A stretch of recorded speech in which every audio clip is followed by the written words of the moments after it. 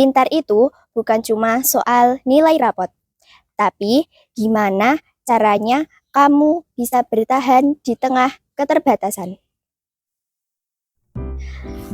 Assalamualaikum warahmatullahi wabarakatuh. Salam, Om Swastiastu, Namo Buddhaya, salam kebajikan untuk kita semua. Perkenalkan, nama saya Hanifah Mirza Aliana dari SMP Islam Nahdlatul Syuban. Pada kesempatan kali ini, saya akan meresensi buku yang berjudul Si Anak Pintar karya Terelie. Penerbitnya adalah Sabak Grip Nusantara, terbit pada tahun 2018 Desember dan memiliki 345 halaman.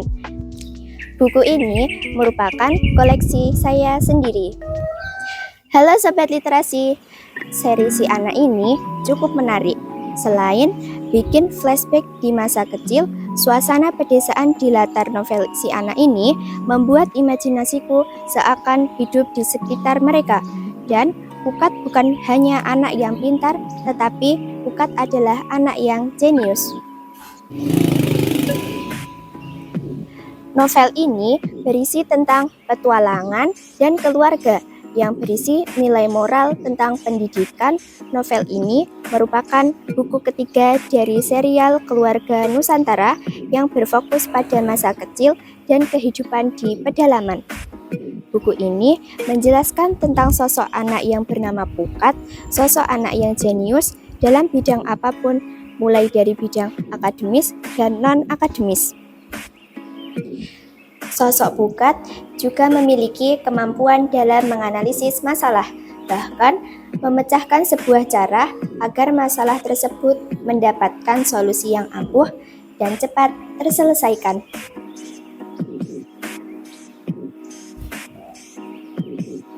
Kelebihan dari buku ini adalah cover bukunya bagus, gaya bahasanya lucu dan mudah dipahami, banyak kata-kata yang memotivasi diri, dan novel ini juga serial mahkotanya dari sekian banyaknya buku hasil tulisan Terelie.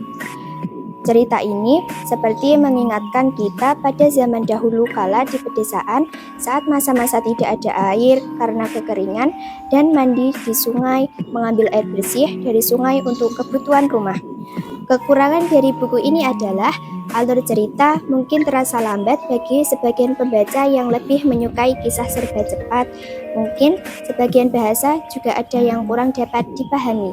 Pada awal cerita, mungkin kejadiannya juga masih terasa lambat, karena cerita ini cenderung terlalu mengisahkan kejadian sehari-hari yang dilakukan dan perjalanan saat pulang ke kampungnya.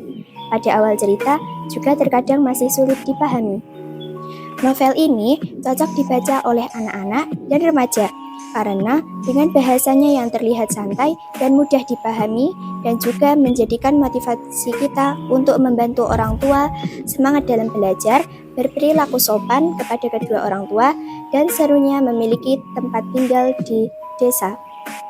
Keseharian yang sangat seru dilakukan di lingkungan desa, bahkan petualangan dari mandi di sungai, bermain bola air, dan bermain lompat air dari ketinggian. Novel ini juga cocok dibaca oleh remaja juga karena mengambil dari kisah Pukat yang menjadi anak yang tidak mudah menyerah dalam menelusuri segala sesuatu, juga dapat memotivasi kita bahwa segala sesuatu pasti ada jalannya ketika mau berusaha dan tidak mudah menyerah. Saya merekomendasikan novel ini sebagai bacaan yang bermanfaat, terutama bagi pelajar. Melalui kisah Pukat, membaca dapat mengambil nilai-nilai positif yang dapat diterapkan dalam kehidupan sehari-hari. Sobat Literasi, sekian ulasan singkat dari saya. Wassalamualaikum warahmatullahi wabarakatuh. Salam literasi.